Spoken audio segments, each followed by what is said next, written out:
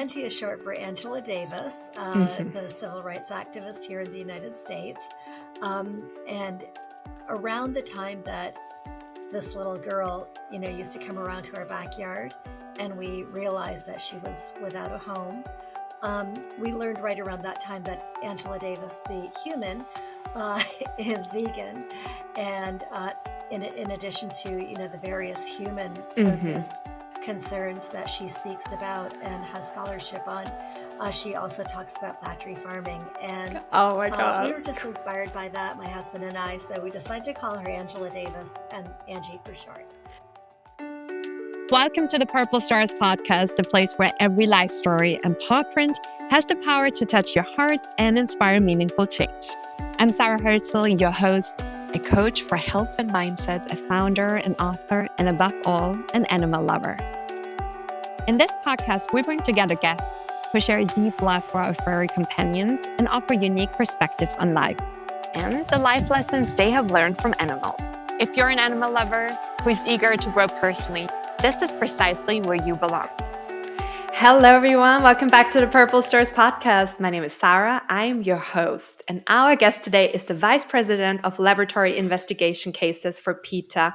She has been working in progressive politics for more than 30 years. And above all, as you can imagine, she is an inspiring, brave human being. And I couldn't be more thrilled to welcome Dr. Alka Chandna. Hello, Sarah. Thank you so much. And please call me Alka. It's such a pleasure and honor to be on your show. Yeah, I told you briefly before we got started that I am just so beyond thrilled because not just because of everything you do, but it's just your presence. You really, like everything you're doing, you embody this with your entire aura. And it's something I think I'm excited for people to also get to experience today. Alka, while I was preparing for our interview, I came across something where you shared that your father fought on the streets for Indian independence. So obviously this kind of courage and also conviction runs very deep in your family. And I'm wondering, having had such a brave father that was standing up for what is right, and also at the risk of his own life, how has this, maybe better said, shaped you and also contributed for you being the person you are today? Thanks, Sarah. Well, I would say that, both of my parents grew up in colonial India. So freedom is something they don't take for granted. Knowing that there's struggle involved in things that are worth having, and knowing that to live comfortably where we know, where our next meal is coming from, where we have a roof over our head, where we have autonomy. These are blessings for which we should be grateful every day. And we sort of need to earn these blessings in the sense of giving back, to those to whom much is given, much is expected, as the saying goes. And I think that's true. I think that there, when we have this kind of privilege that we have, that it's good to keep an eye out for the least of these. It went straight into my heart what you said, because it comes really back down to gratitude.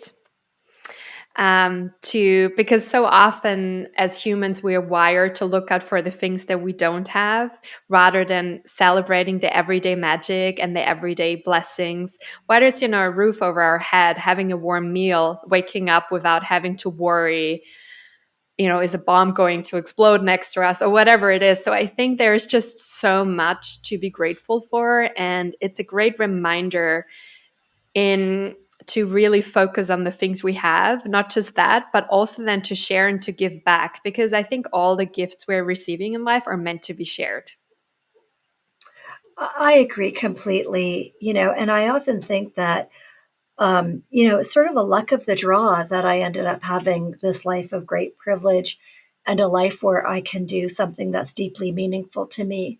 And so I look at people who don't have similar choices, and I really think, there, but for the grace of God, go I. And so to know that we have this one brief, beautiful life and to realize that we can do so much with it is something that's extremely humbling. And it's something that makes me want to, not just be so focused on, oh, I'm getting old. Oh, I wish I weighed 5 pounds less, or, whatever it is, these small things that we can be really, really concerned about and just, sort of drown in these sorts of, sort of minor worries and obsessions. And to realize that, we really won the lottery, to be born in a way, and I don't want to just say human because so many animals, Yes. Are able to live very full lives, deep with meaning and purpose. But to have that power and to have this privilege, I think is just something that, is an honor and a calling to do better. There are two thoughts that come to my mind is one, animals really embody that so well, like living in the present, fully like embracing life with all its facets. And yeah, they're just like whatever they've been through, they're always like so present. And also, there's never been a dog that said like, oh, I have like a few pounds too much. That's why I can't enjoy my life. That's why I had too many treats last night. I'm going to restrict myself today. I've never seen that from any dog. Same. No. Like doesn't happen. And another thought, like I don't know the name of the song, but it's by Emily Sandé. I think she's a British singer, and it says, I believe in miracles because it's a miracle I am alive. That's gorgeous. I love it. Love it so much. It's really incredible. But I do think we are all surrounded by miracles. Obviously, some are more like fortunate than others, but it definitely comes down to our choice whether we want to see them as miracles or not. Absolutely. Yeah, I totally agree. And, I've read that people say that, miracles are really just paying attention, right? 100%. Yeah. And so I like that a lot. I like to be keen to observing the wonderful things in my life. And it's not like I live some kind of an incredible charmed life. I live a, middle-class existence and all of that. But I mean, right now, I was just about to say your cat's so cute. At first I was like, because it was black, I was like, is your microphone moving? No, this is her cat. Oh, I'm so sorry. I hope, no. She likes to spend the day on my lap, and she just came back from lunch. So I always say on the Purple Stars podcast, Alka, you have no idea. We usually have like pawing or like barking, whatever. Like it's a really authentic podcast. So the more the merrier. And when she comes and she's just showing me her love, and she was a street cat. She was a runt of a litter a few doors down, and neglected by her mom because her mother had many kittens. And she's just the happiest girl, and we've had her for I think 13 years now. That's how old she is. Wow. 13. And, she's just a happy, sweet girl. And I just think there's so much to learn from that. What's her name? Her name is Angie. What made you pick that name? Okay, well, Angie is short for Angela Davis, the civil rights activist here in the United States. And around the time that this little girl, used to come around to our backyard, and we realized that she was without a home.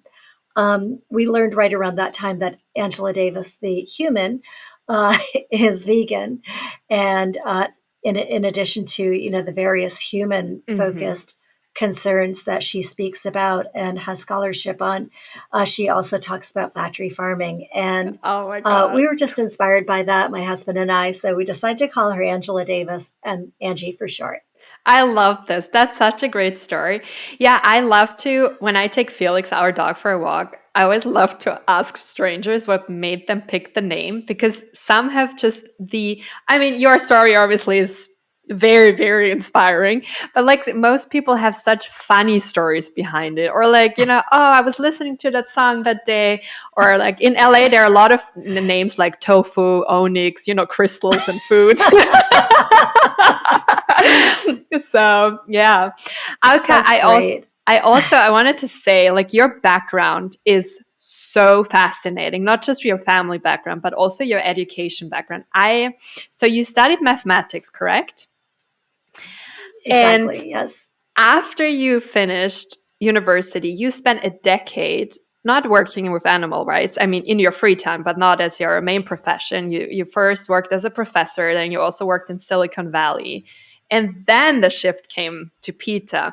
And I love, because you shared in on a video, you said it was one of the best decisions of your life. And I also love because you said I could finally align my life's work with my passion. Can you please talk a little bit about this? Because you shared that story so captivating, particularly how Peter found you, and then the different movies, and how you got the tapes to watch it. I was just, yeah, I love it. Please share that story.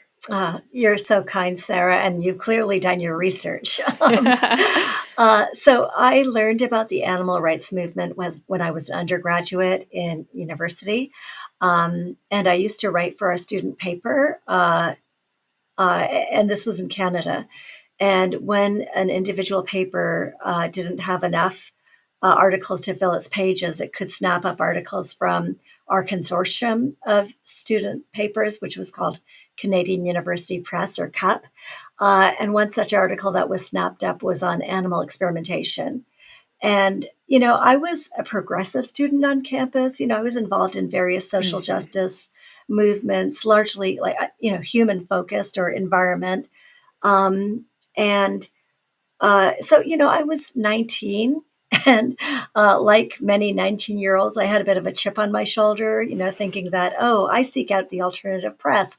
I know what's going on in other countries. I'm so engaged in the world. But learning, from this article on animal experimentation, that animals were used in cosmetics testing and product testing, and that curiosity-driven experiments were conducted at universities like my own, um, and were funded by the government. And these were just, nothing that was going to advance science or advance treatments or cures for human beings. It was just curiosity-driven.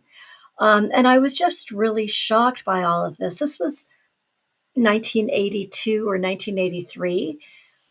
So after reading that article, I was sitting with the editor of our paper, my friend Kevin Johnson, who's still a friend, and I said, Kevin, somebody really needs to write another story about that animal issue.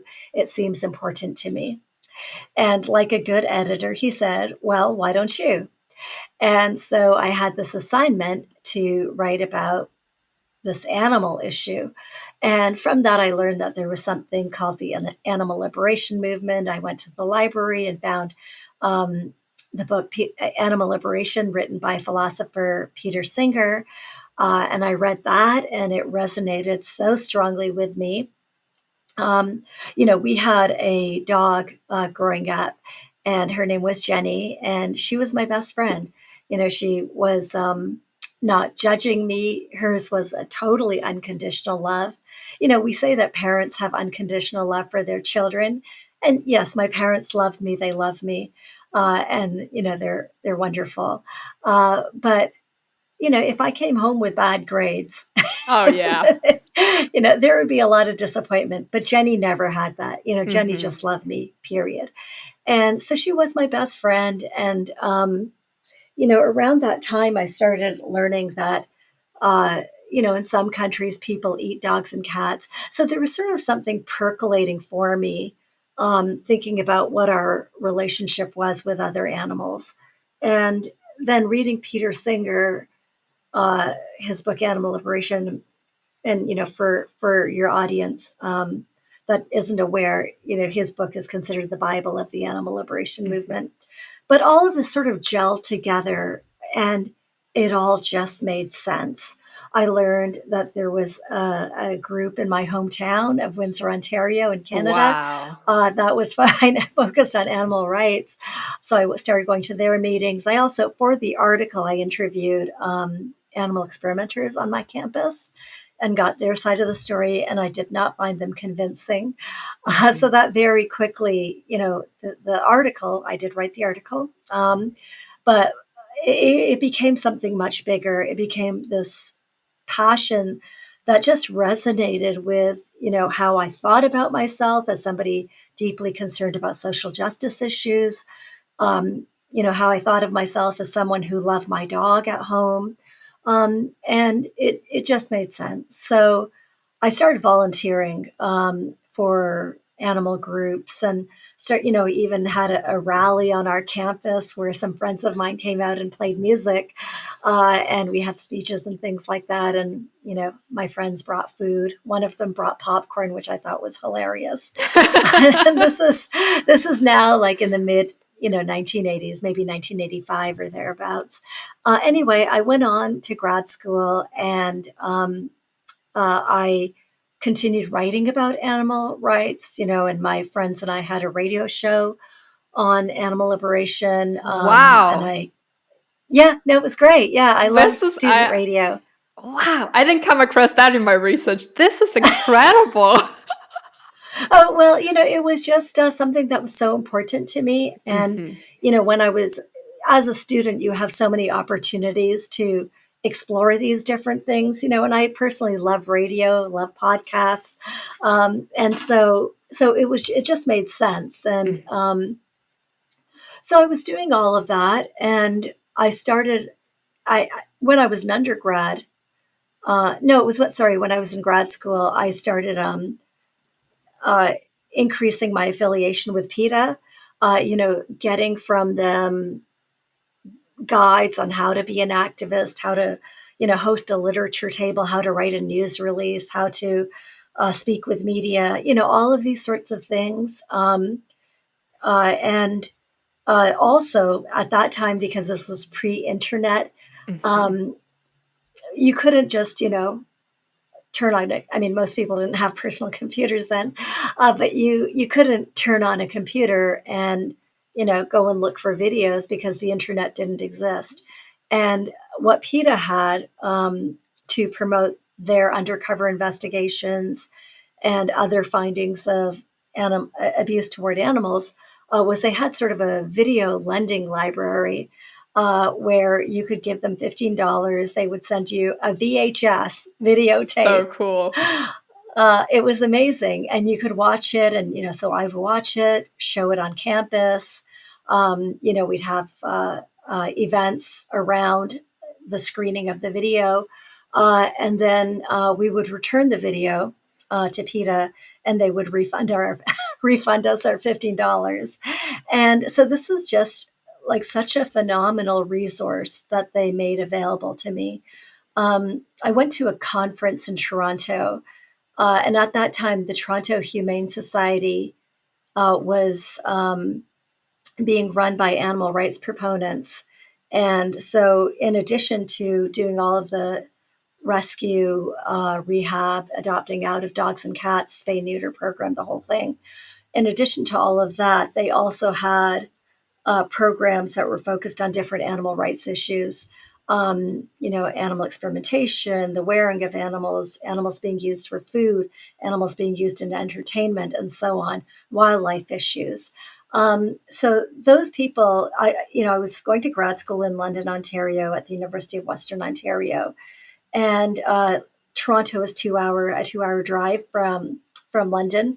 So myself and my friends would often go to Toronto since that was such a hub of activity for animal rights. And, in addition to our friends at the Toronto Humane Society, there were a number of groups that were very active in animal rights, focused on the fur issue or animal experimentation or something else.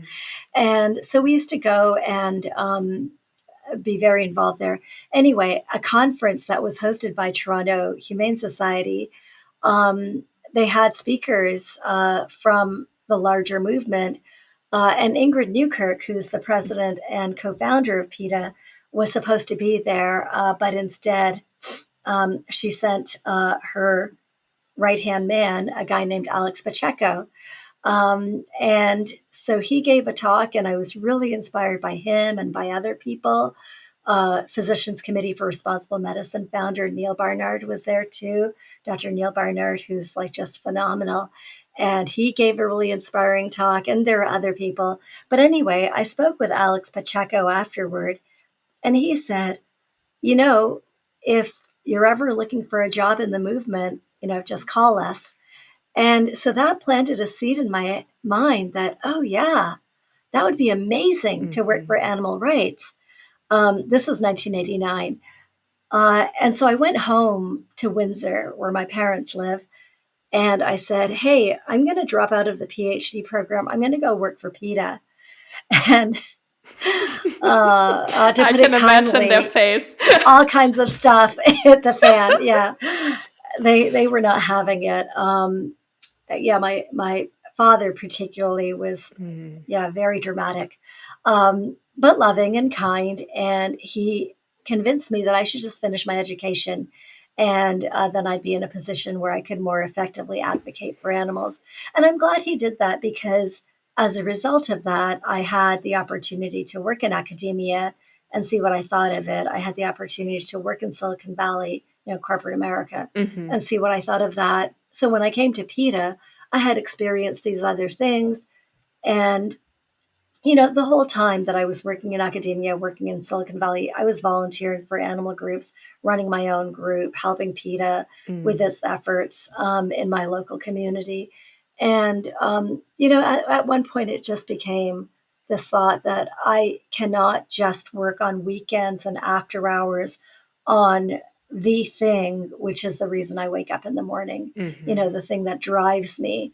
And so I decided to quit my job in Silicon Valley and jump ship to PETA. That's so amazing. How I always imagine it because a lot of people have this idea, you find your calling, you're doing this, your college degrees for that, you go straight into it. First of all, I think we all have a calling, but I don't think that it's only expressed in one certain job, because I personally think our calling shows up in our personal lives, it shows up in our professional lives, it comes in very different shades and different colors and different forms. And also, when we look back at someone's life, for example, yours, I still see a really strong thread. It's not like that you're like, oh, I did something very different. Because personally, I think all of this prepared you for the job that you were doing. Because I think working in Silicon Valley probably also prepped you for the harder times when people are using elbows and things like that, and also really long hours. And then being a professor teaches being a speaker, how to be a people's person, how to explain maybe more complex things in a more simple way. I think there's just so many things where I personally think anything we do, or even if at that point we're like, oh man, it's so off from what I want to do, I'm always like, trust that this chapter is also meant to be a chapter of your life, because it is preparing you for whatever is going to come. Oh, I couldn't agree more, Sarah. People talk about, do you regret anything? And, I just think about the fact that it's a trajectory, right? Yeah. And it's exactly what you said, that different experiences prepare you for something else. I mean, I've known a lot of young people who, join PETA, and they just don't know what a job is. They've never worked anything other than maybe in, retail or in, at a restaurant as a server. And so that notion that you have to be dedicated or you have to be professional, these other things, that they may not have experienced that. And so it becomes more difficult for me. I mean, I was a bit older. I was almost 40 when I started at PETA. And so, to acclimate to the work culture at PETA, and there are really long hours, which is fine because, it's sort of that whole find a job you love and you'll never work a day in your life. Yeah. So, in that sense, I feel grateful that I had these other experiences, to prepare me for coming to PETA. And yeah, it's been great. And I don't believe in regret, whether it's Yeah, me relationships neither. or anything. No, everything trains you, everything prepares you, and every experience, even the bad ones, may strengthen you, may give you life lessons that are, deeply important. Yeah. And I think it's all great. It's also like the Buddhist thing, how will you recognize light if you don't know what darkness is? These things are 100%. all important. I think one of the biggest acts of self-love is to accept that everything we have been through, whether it's experiences with people or, like education or places we've lived. I'm not saying we have to celebrate everything, but I'm at least saying coming to the acceptance and saying all of this was necessary for me to be the person I am today, in my mind, in my heart, in my body. And I do think this is one of the biggest acts of self-love, to be like, all of this was, even if it might have been very challenging and very painful, and really, like, at some point I was, it made me hit rock bottom. It was meant to be part of my life. Yeah, I think that's very important. And I just quickly want to throw in a question for people that maybe are not that familiar with PETA. Could you briefly please summarize what PETA is about? What are your missions? And also, I would love to talk more about your role in the Department of Laboratory Investigations. Like, what does a typical day for you look like? If there Certainly, is Sarah, such and thank thing. you. No. Yeah, I was And literally the agendas second very when I said that. quickly. Yeah, literally when I said that out loud, I was like, this question makes no sense. But it's still a good starting point. And I really appreciate your asking about PETA. So PETA, we're celebrating our 45th anniversary this year. It'll be happening in the summertime. PETA is the world's largest animal rights organization. We have a membership of over 9 million globally. Our mission statement is animals are not ours to experiment on, eat, wear, use for entertainment, or exploit in any other way. PETA looks at the science and sees that animals, like my cat Angie sitting on my lap, animals feel pain, they suffer, they feel love, they feel lonely, they love their families, they love their friends, they have interests in what happens to them. I would obviously not even imagine this, but if I were to do something that hurt Angie, that matters to her. She is a subject in her own life.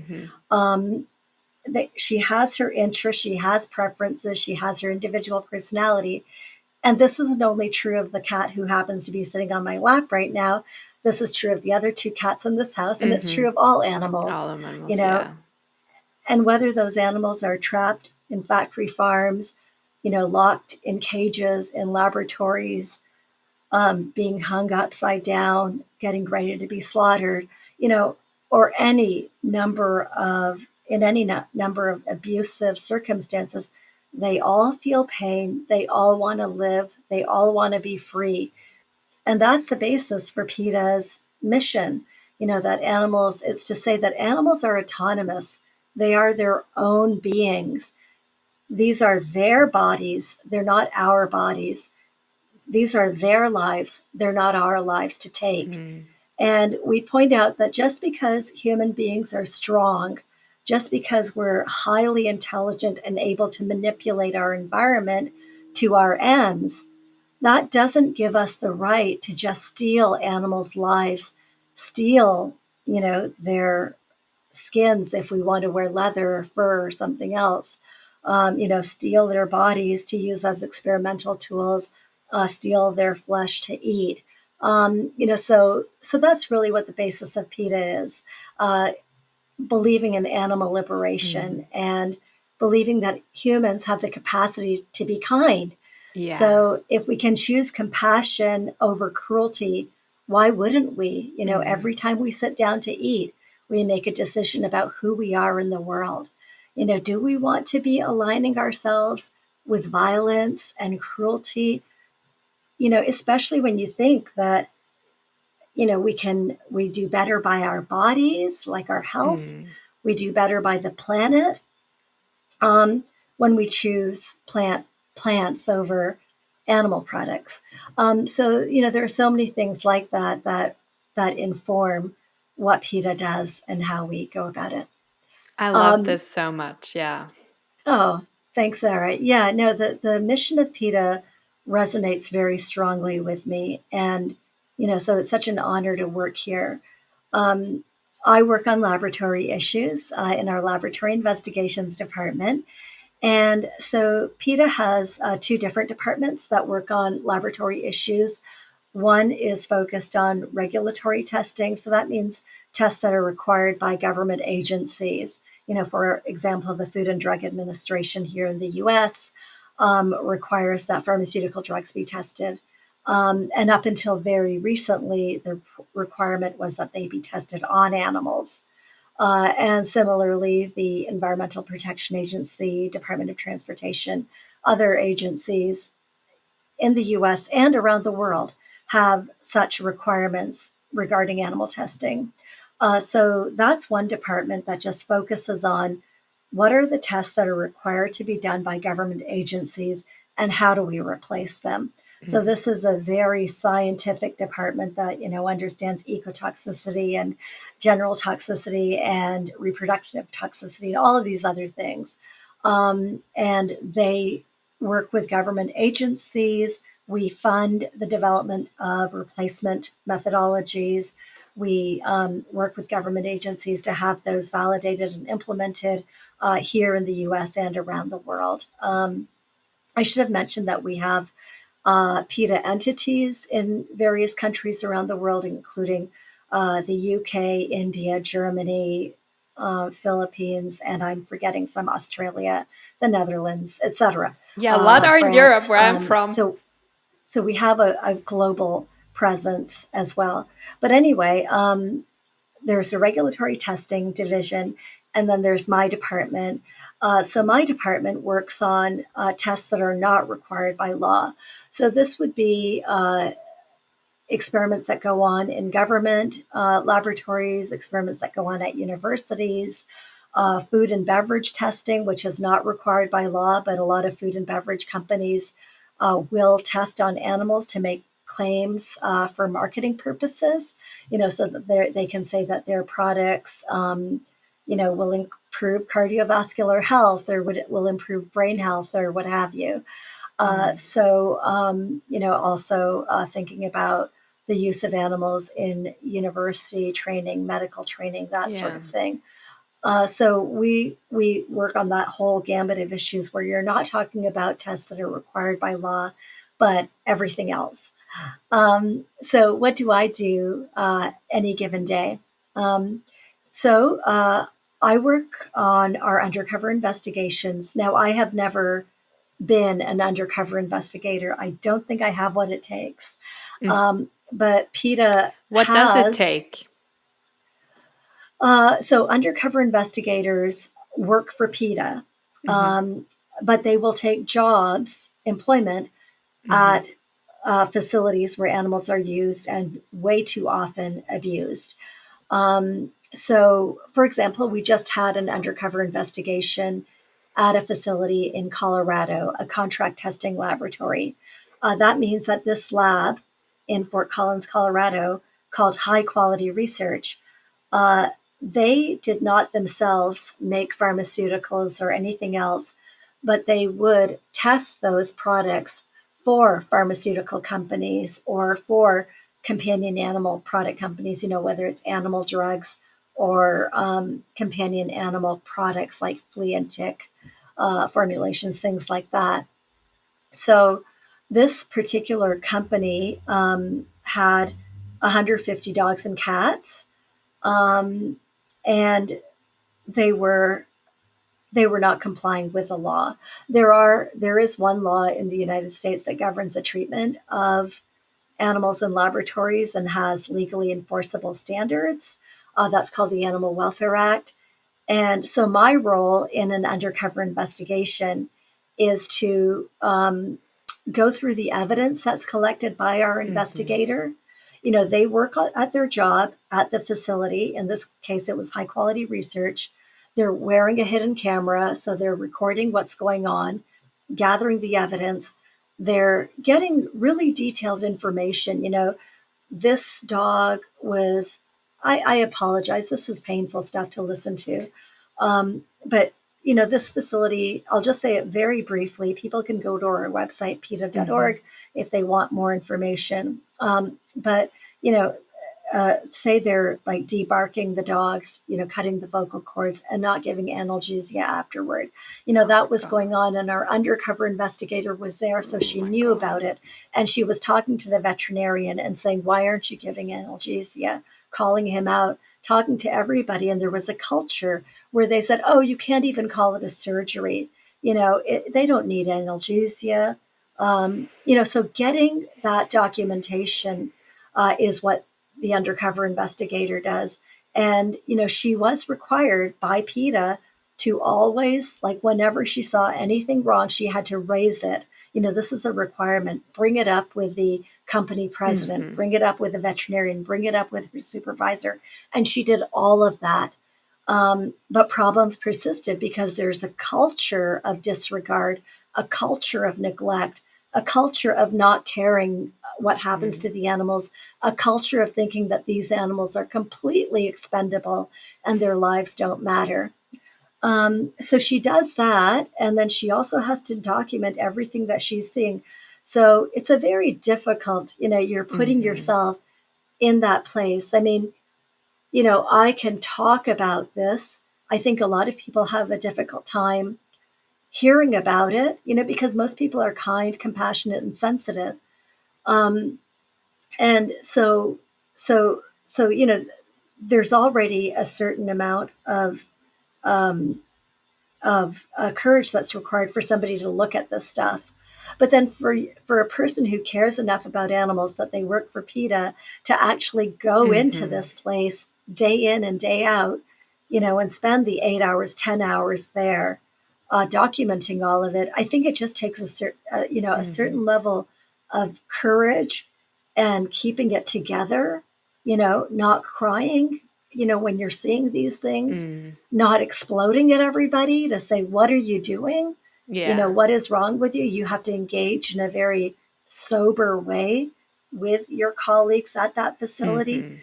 You know, I think it just takes so much. And then when they leave the facility, I was about to they say. know that, yeah, I mean, they know they're leaving animals behind. Yeah. And for me, as somebody who has never stepped foot in that facility, but has gotten to know who the animals are, know what they've been through, you know, some come out. So in this particular case, a dog, a beagle, who we gave the name Temple to her, she was rescued by the investigator. She was able, you know, she was every day going to the company president and saying, can't you please let me have Bo and Docker?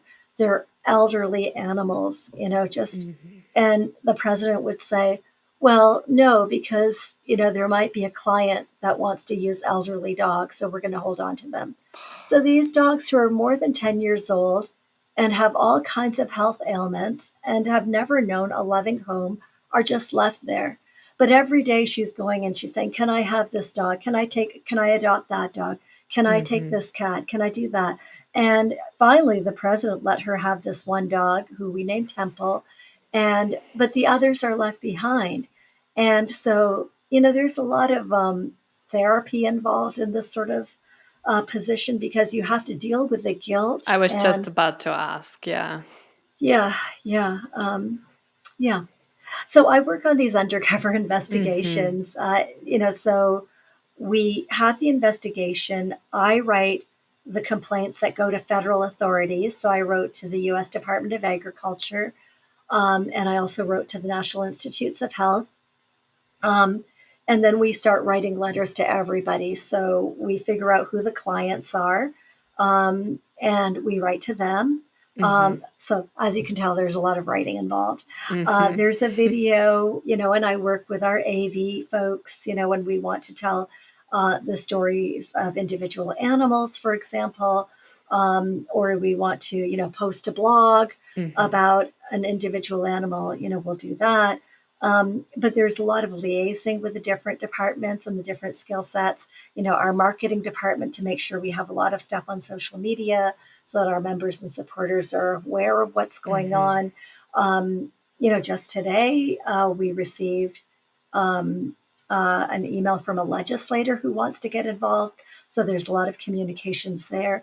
There's a lot of really positive stuff that goes on where people learn about these things that are hidden away, and they're so shocked and horrified by what's going on, and they want to get active for animals. So there's a lot of liaising with different voices, whether it's students or legislators or company executives who want to help, any number of people who will come out of the woodwork and say, please tell me what I can do. I want to do something. We hear from scholars all the time, people who say, well, I have an accounting degree. How can I help? I love this so much. I know. It's so amazing. So amazing. There's so many kind-hearted people in the world. And, when we look at what happens in these facilities, whether it's laboratories or other places where animals are exploited, it's really easy to feel really demoralized and depressed. And, there are those days, I'll be totally honest. There are those days where we just think this problem is intractable. We cannot possibly, close down everything. And, that's probably true. We probably can't close down everything, but we can close a lot. And so you feel that sense of, why don't these people care? What's wrong with them? How can these people do these horrible things to these innocent animals who've never done anything mean ever? But then, all these people come out and they say, how can we help? How can we help?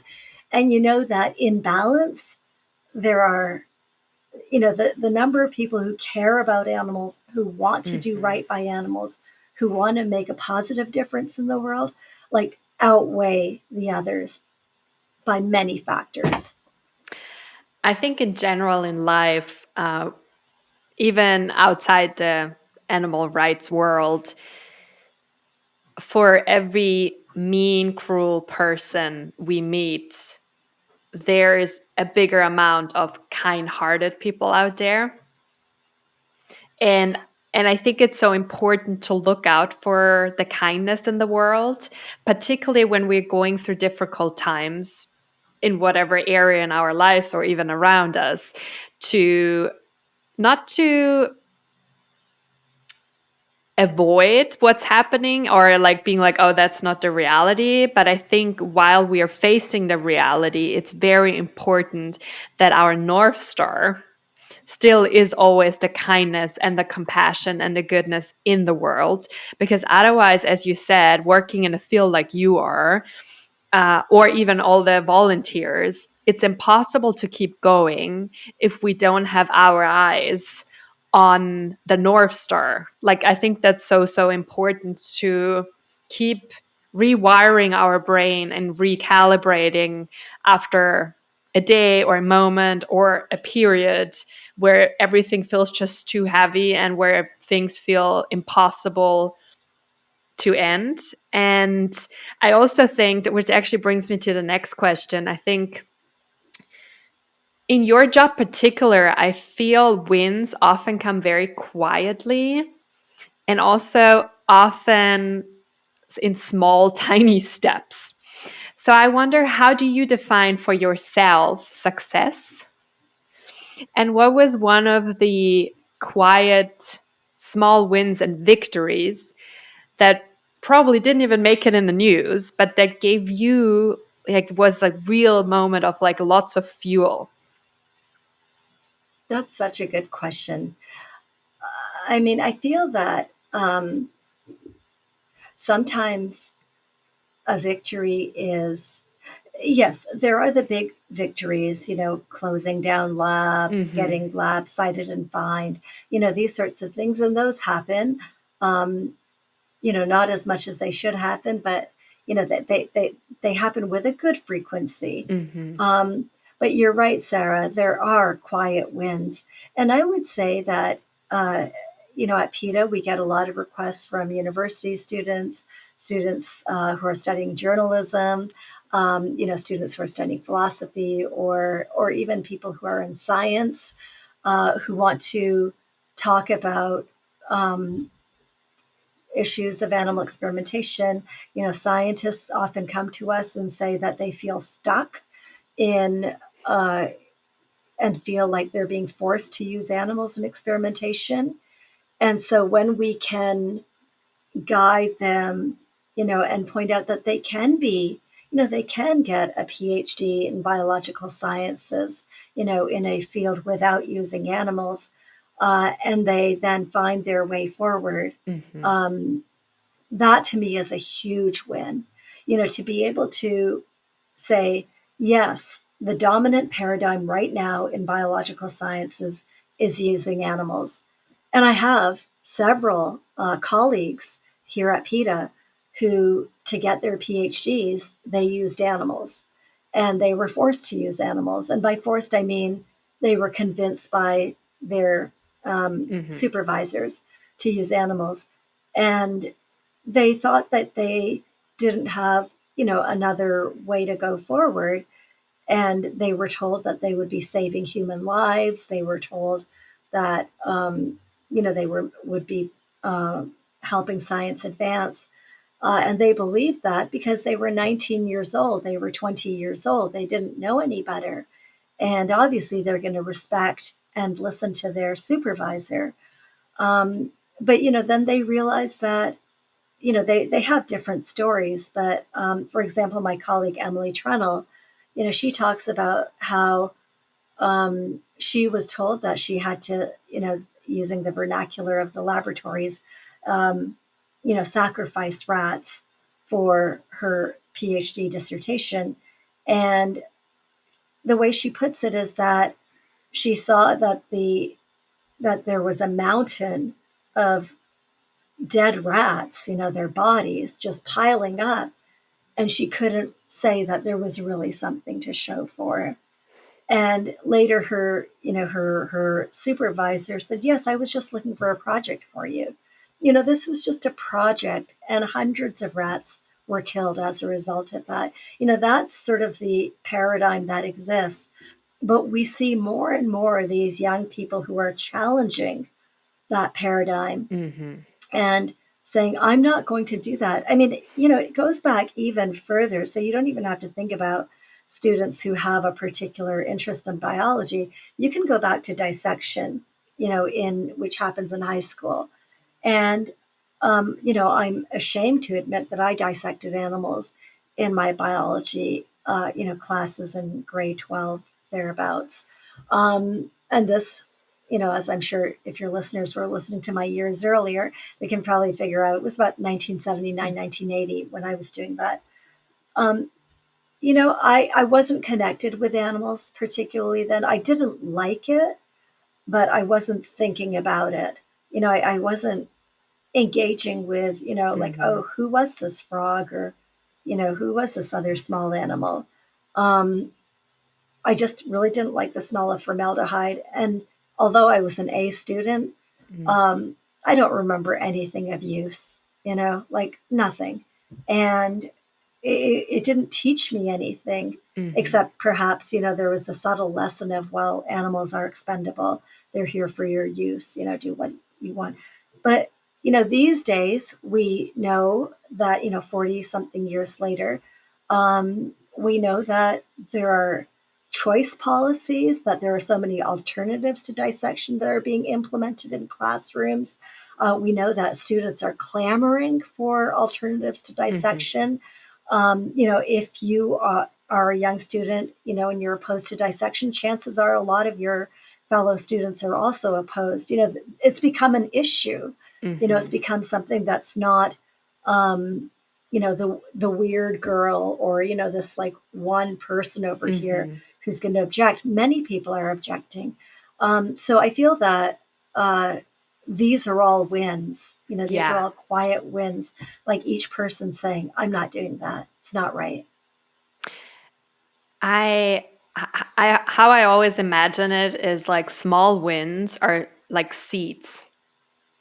And then they're like a lot of different seeds. And often when we plant a seed, for example, in your case, in a student, as you explained, that person is planting seeds again in someone else. So it's like together we're then basically growing an abundance field of kindness and compassion and taking care of one another. And it's very important to believe in the seed and then also in the intention of sowing the seeds, because it takes time from the seed to grow into the plant. But I love that. Yeah, I love that, Sarah. it just takes time. And it's so important, on the one hand, what we said earlier, to have this North Star that we are focusing on, and also to really tie it strongly with faith, belief, patience, faith in whatever people want to believe in, but you really, really need that. And I love to compare it like with a sunflower. Like you have the roots, and you need to have strong roots, particularly when it's stormy. And then for me, the stalk is like the patience. It's, the patience in your growing. And then the yellow part, that's the kindness. That's what you're standing for. And what I love, the sunflower is always like turning and looking towards the sun. And that's really what we need in our lives. And on some days it's easier than others, but I think it's a constant practice. Of course, some people are like naturally more positive than others, but nevertheless, it is a choice. And it's a daily choice that we get to make, whether it's in what we eat, how we interact, what we wear, how we treat ourselves, because I think that's a really big one also to show others. How we interact with others, how we interact, of course, with animals. And yeah, so I think it's important to don't underestimate the power of seeds. I think that's really, really important. I just think the sunflower metaphor is so gorgeous. And it makes me want to plant sunflowers everywhere. That's just so perfect. And I agree with you. It is a choice. Like I personally think my own disposition, just genetically, is probably a little darker. But I sort of feel like I don't have that luxury, to be despondent or to be demoralized. I mean, you can be demoralized for a moment, but then brush yourself off and, get back to work. And there are a lot of things that help. When you talk about self-care, I'm a huge proponent of exercise. I personally go to a gym. I really like it.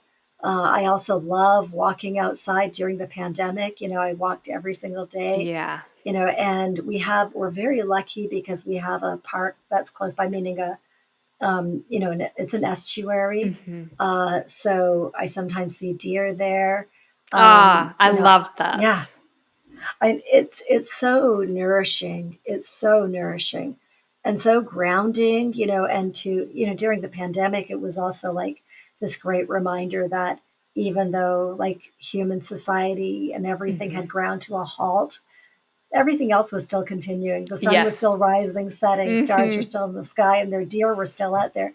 The deer were probably happier. Yeah. And it's really, exercise I just think is so important, meditating, breathing exercises, all of these things.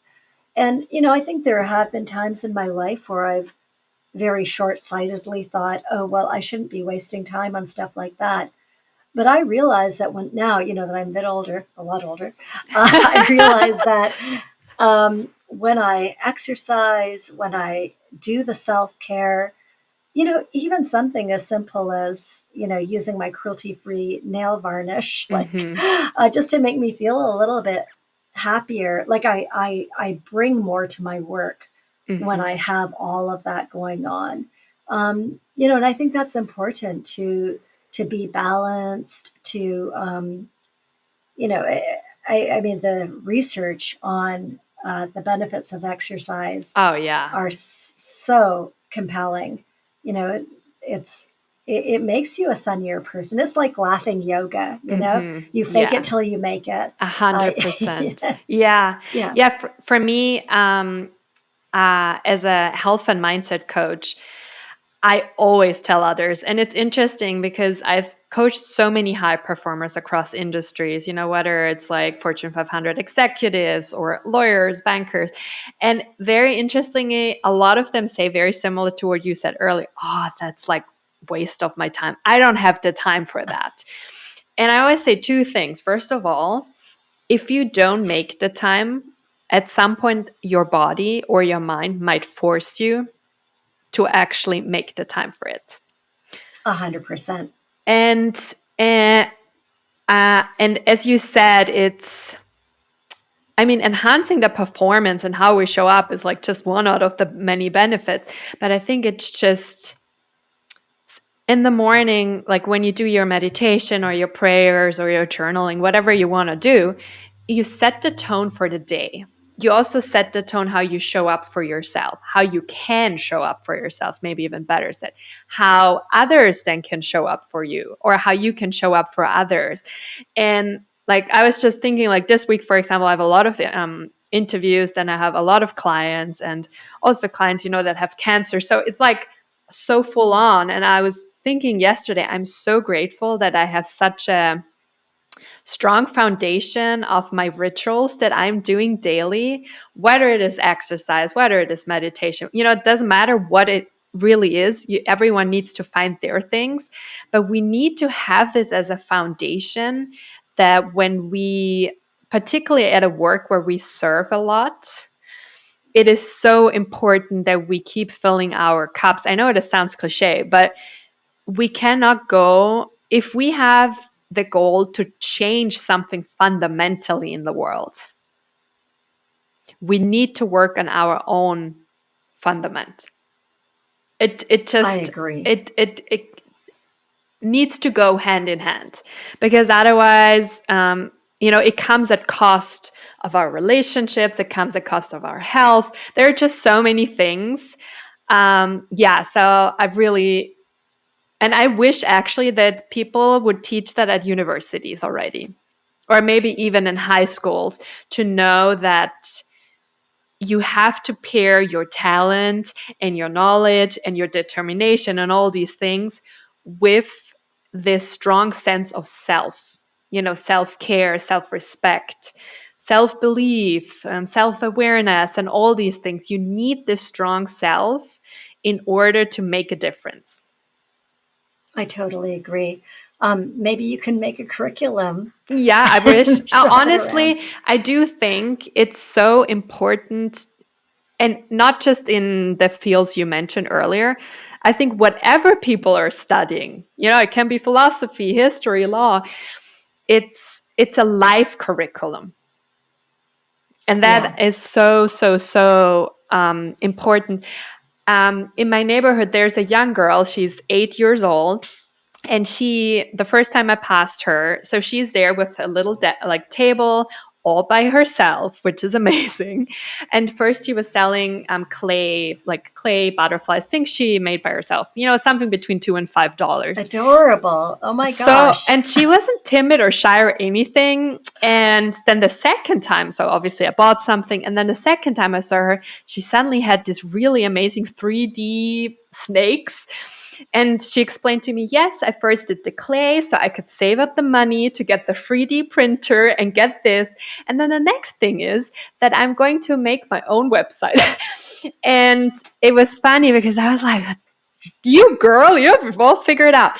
And then I told her, also go to that one store. They were selling all these things by local women.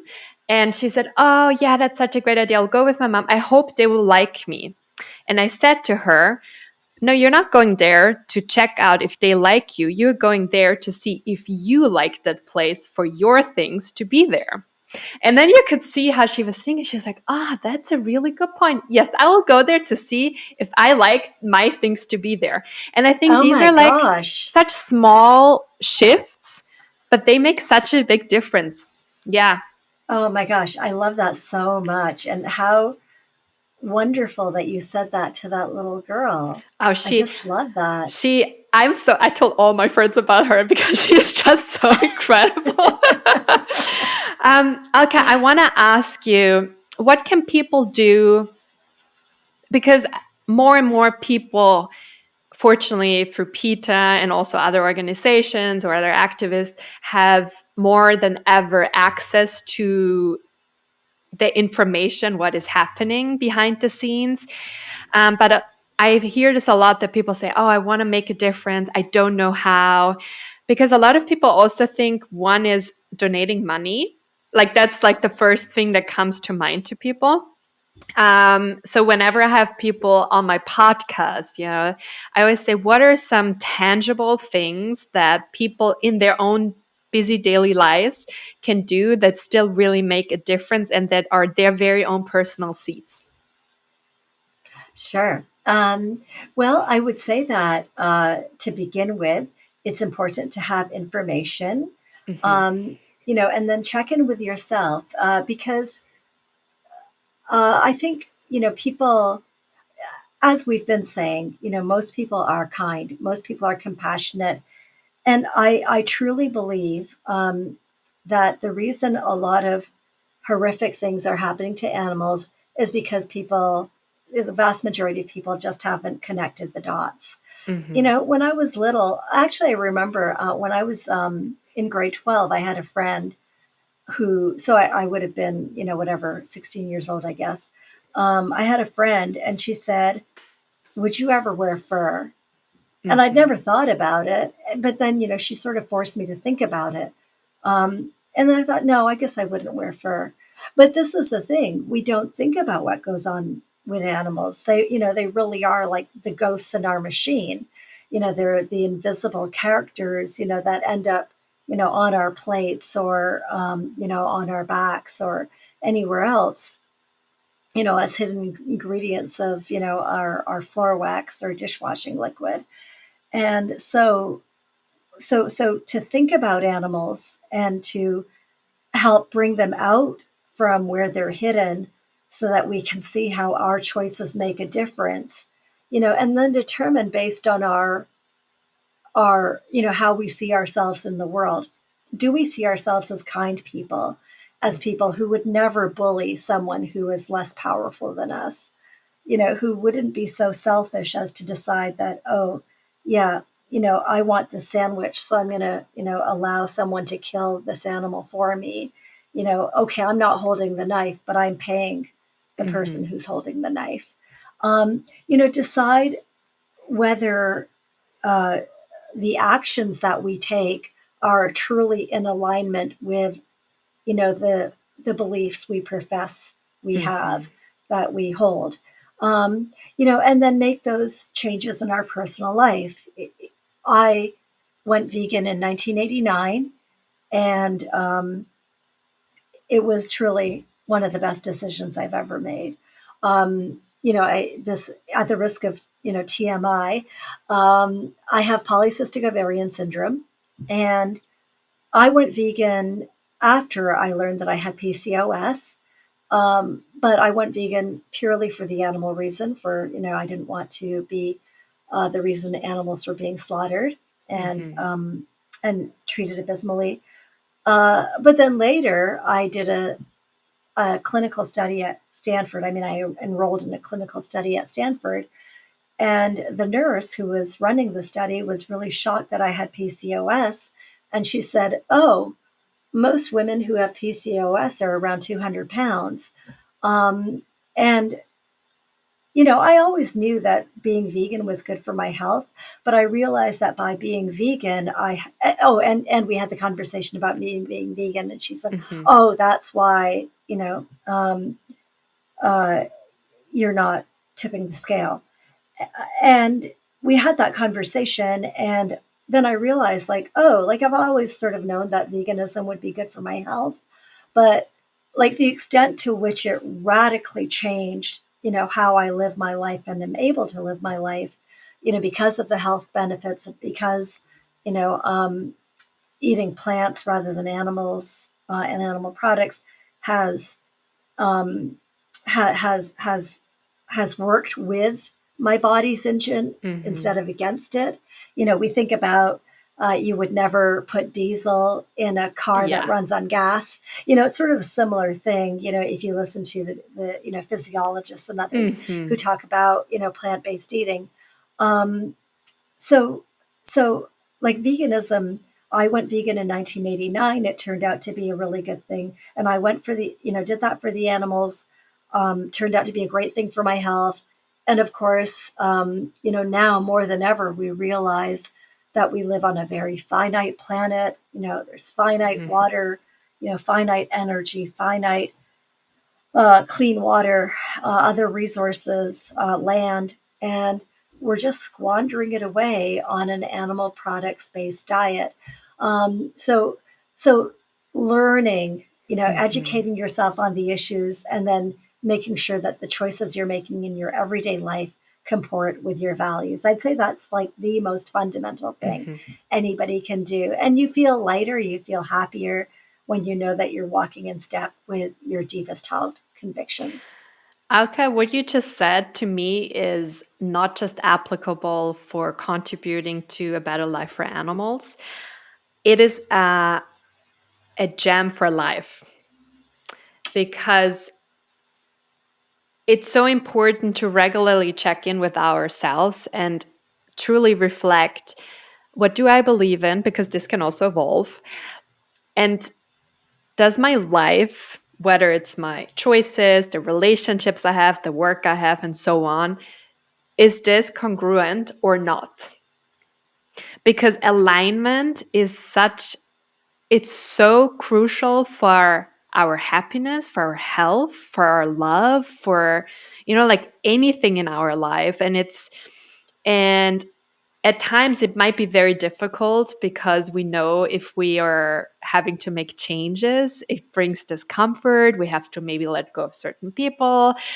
Like there's just, I know that it comes with fear, but I really truly think the only way to feel at home within ourselves is to really have it in alignment what we feel is true for our lives. And I'm not saying being selfish, obviously we have to respect others, but it's really about saying, okay, this is me, this is what I believe, and this is what I want to do.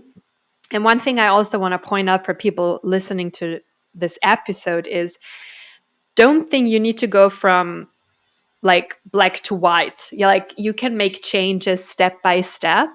Like it doesn't need to be, oh, at the moment I eat 7 times a week meat, I'm going from 7 to 0. It could even be reducing. Like it's so important because I know some people are like, oh my God, I need to change my entire wardrobe. I need to change my diet. I need to change this, that. And I'm always like, take your time with the transition, because if it comes at the cost of your sanity, it's not good either. And Yep. so I think it's really important to always give yourself the time to change, particularly if you think, if one has had certain lifestyle for 20, 30, 40 years, like it takes a little bit of time to change. A Yeah. 100%. And I'll say that it was, yeah, I did not go, as they say, cold turkey Hmm. overnight. It was a progression. And, I had a difficult time giving up cheese, which I think a lot of A people lot of can people. probably resonate with. And you just have to give yourself grace. You, Hmm. you really have to take it a day at a time. Um, and as you say, progress, even if it's modicum progress, like little by little by little, Hmm. yes, see what works, see what works for you, and see Mm. what sticks. Absolutely. um so so going full on vegan was difficult when I started in 1989. I would say that it's a lot easier now, but of course, I know exactly what I'm Mm-hmm. doing. I know I know where the products are in the grocery store. I Oh know yeah, what which brand is vegetables good, I which one like. not? Yeah. Yeah, exactly. Yeah. Because there is a lot of learning Mm-hmm. involved.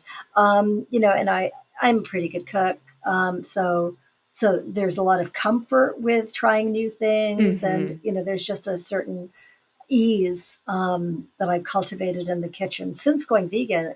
Before going vegan, I would watch my parents cook and Mm-hmm. learned a bit from them on some very basic things. But I really taught myself, after I left my parents' house.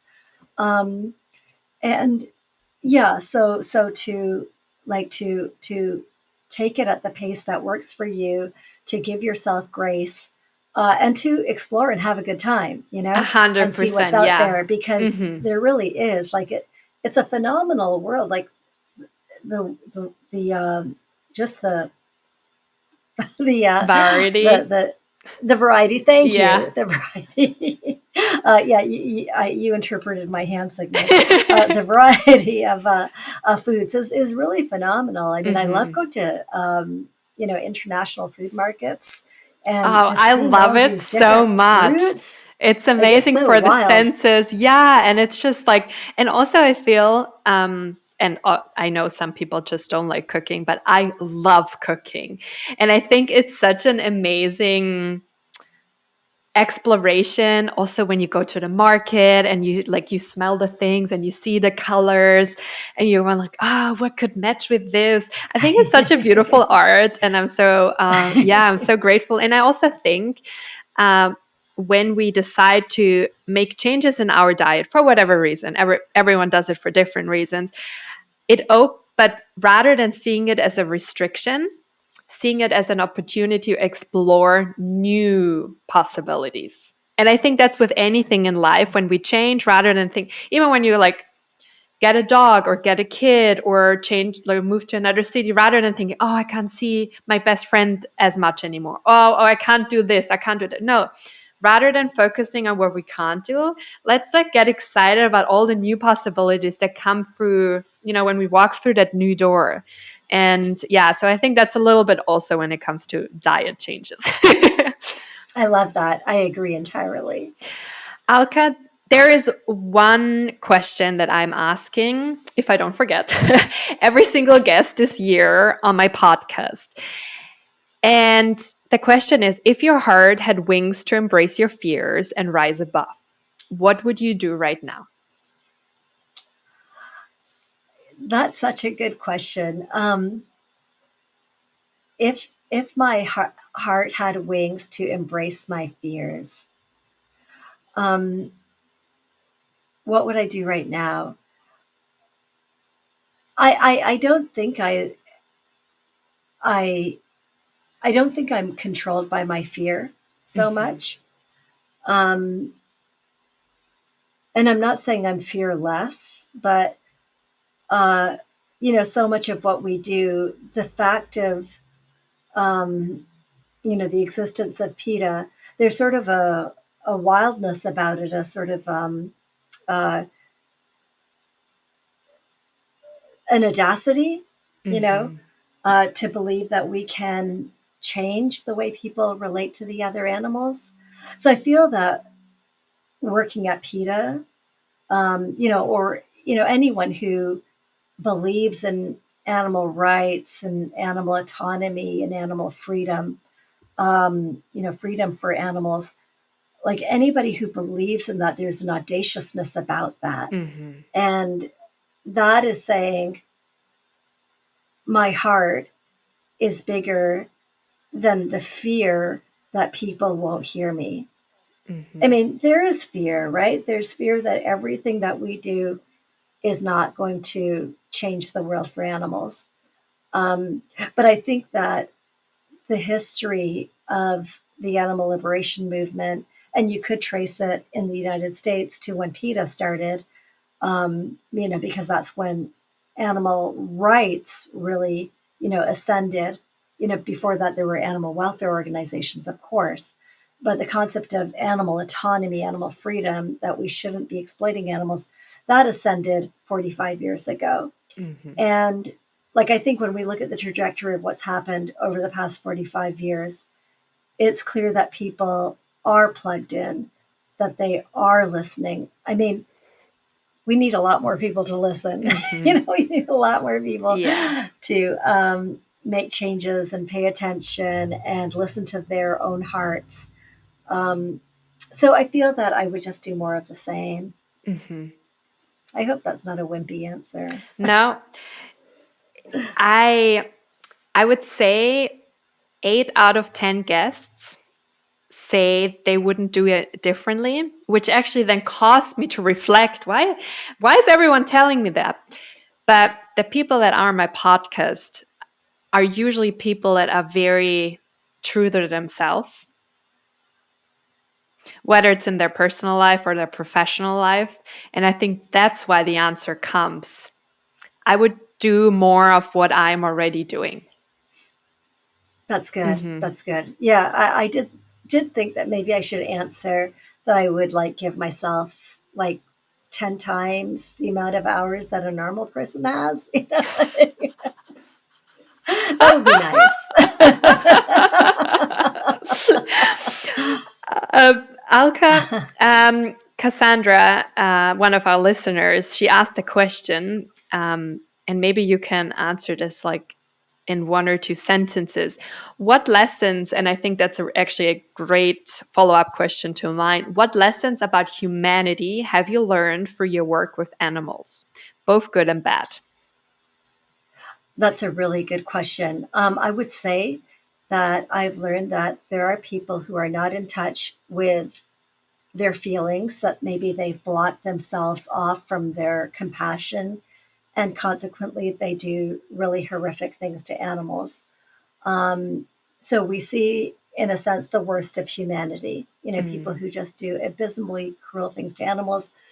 On the other hand, I see people who are giving so much of themselves, whether it's people who are willing to go out, and hold signs in a protest, or people who are making changes in their personal lives to align their actions with their values, whether it's people who are saying, I really want to make a change. How can I help?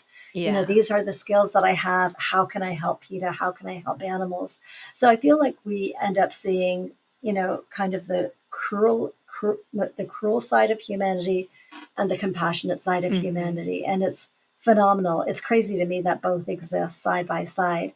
But I truly believe that even over here, the cruel side of humanity, I think it's just people who are, as the author Carol Adams says, they're blocked vegans. They just don't know. It's going to come out eventually.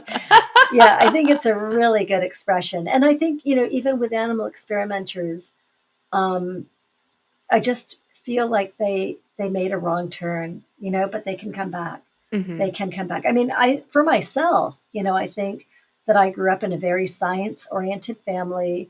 My two sisters are medical doctors. I could see that I could have gone in that direction rather than going into the physical sciences, gone into the biological sciences, and who knows, maybe I would have, become an animal experimenter and, given myself a million justifications for doing that.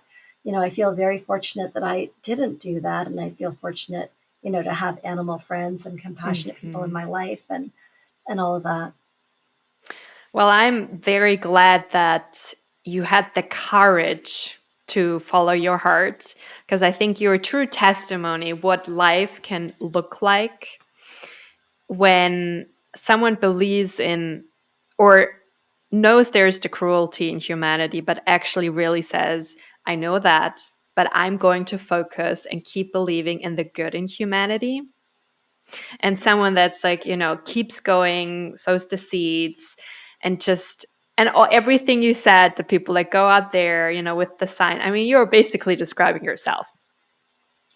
Very much. Like, I literally saw all the pictures I saw in my research. I was like, oh yeah, that's Alka. That's Alka. Yeah, that's 100% her. I love that. Yeah, there are very few pictures of me without a sign. It's true. Alka, we close every interview with a short pet Q&A.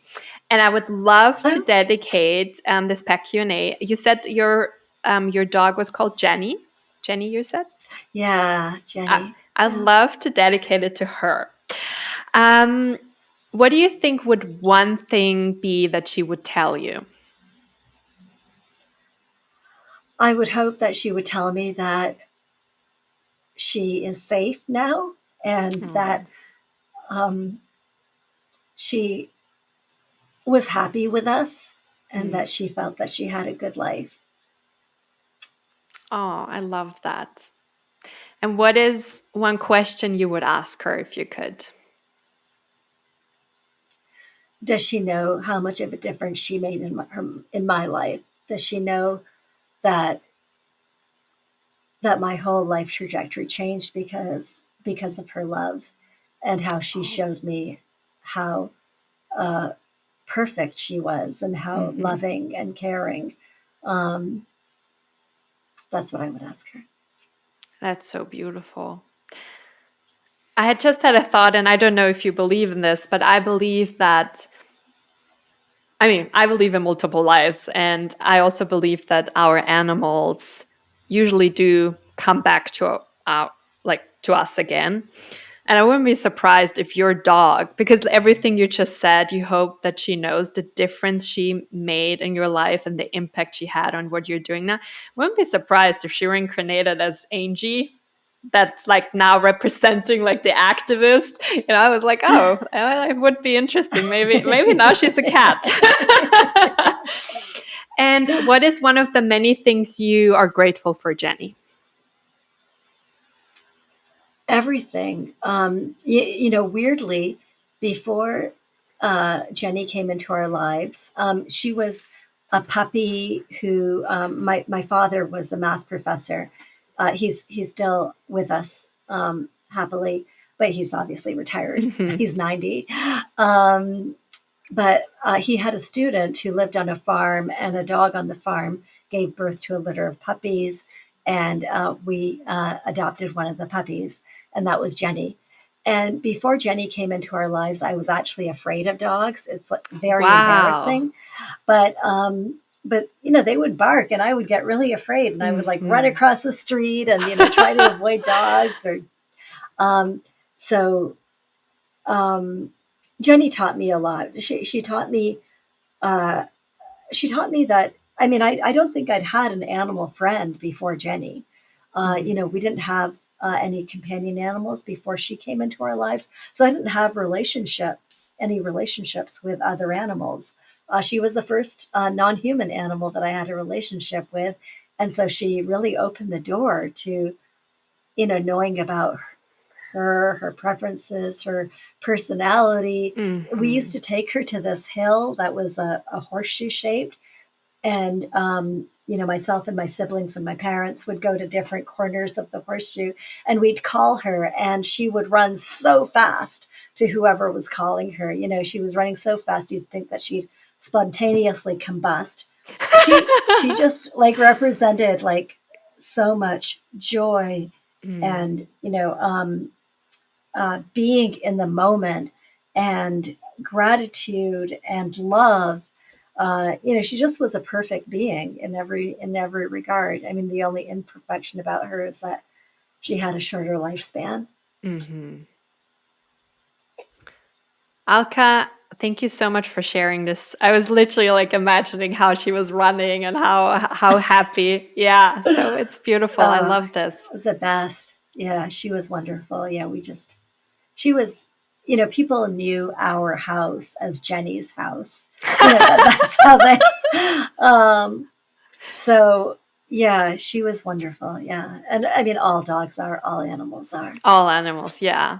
Alka, thank you so much for also letting us know more about Jenny. And in general, like you are, and that's literally what I thought before you coming on the show, that you are such a, you exceeded my expectations. That's maybe a very good way of putting it, because I already had a feeling that you have so much depth, and also I love the combination of courage and bravery with softness and a gentle, kind heart. But then having the honor of interacting with you is just, yeah, you filled my cup so much. And I'm sure our audience will love this conversation. So I cannot thank you enough for your time. Well, I'm very grateful to you, Sarah, and you have filled my cup. And I really enjoyed our conversation. Thank you so much. It's a wrap for today, everyone. And if you loved this conversation as much as I did, please share it with your family and friends, also to raise more awareness. And we're going to put all the links in the show notes so you can check out more about PETA. And we're excited to see you next Wednesday.